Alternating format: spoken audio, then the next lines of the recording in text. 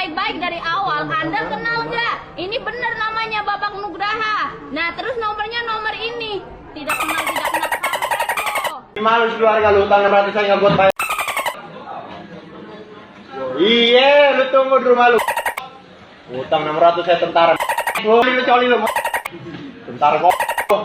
Jangan batuk begitu lu, udah mau mati batuk lu. Utang bayar lu, nih utang lu bayar. Salam Pancasila dan salam penegakan hukum. Ada sahabat Rumah Pancasila yang menanyakan apakah penagihan dengan paksaan atau dengan ancaman kekerasan terhadap pinjaman online itu dapat dilaporkan secara hukum kepada Kepolisian Negara Republik Indonesia.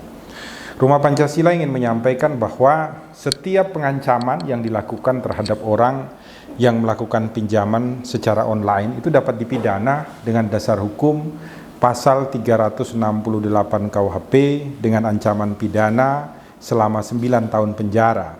Hal itu juga kalau ternyata dilakukan melalui elektronika dengan cara memberikan SMS, WA, atau melalui media-media sosial pengancamannya kepada seseorang dengan ancaman kekerasan untuk melakukan pembayaran terhadap pinjaman online dan lain sebagainya. Di dalam ketentuan Undang-Undang IT itu khususnya pasal 29 dijuntokan dengan pasal 45B itu ancaman pidananya adalah 4 tahun atau denda sebesar 750 juta rupiah. Jadi secara hukum setiap ancaman kekerasan kepada setiap orang yang melakukan pinjaman uang secara online dapat dilaporkan kepada Kepolisian Negara Republik Indonesia dengan pasal 368 KUHP ancaman pidana 9 tahun dan pasal 29 junto 45B Undang-Undang IT dengan ancaman pidana 4 tahun atau denda sebesar 750 juta rupiah. Pertanyaannya yang berikut adalah apabila seseorang yang tidak mengetahui apa-apa, jadi contohnya adalah saya tidak mengetahui tentang pinjaman online yang dilakukan oleh sahabat saya yang bernama A. Tapi sahabat saya yang bernama A ini ternyata menyerahkan data-data pribadi saya sebagai salah satu pihak yang kalau dilakukan penagihan nanti bisa melalui saya. Ketika teman saya si A yang berhutang ini tidak bisa dihubungi.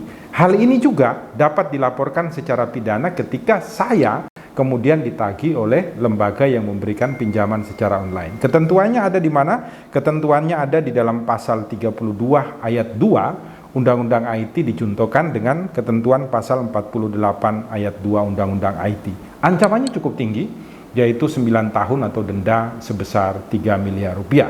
Semoga ini menjadi ruang bagi kita semua, termasuk lembaga-lembaga yang memberikan pinjaman secara online yang tidak terdaftar berdasarkan peraturan OJK nomor 77 tahun 2016 agar mereka tidak melakukan pelanggaran-pelanggaran hukum terhadap masyarakat di seluruh wilayah Indonesia dan masyarakat juga agar tahu sehingga dapat menggunakan haknya untuk melakukan perlawanan ketika diperlakukan tidak dalam keadaan semestinya atau secara sewenang-wenang oleh pihak-pihak yang tidak bertanggung jawab.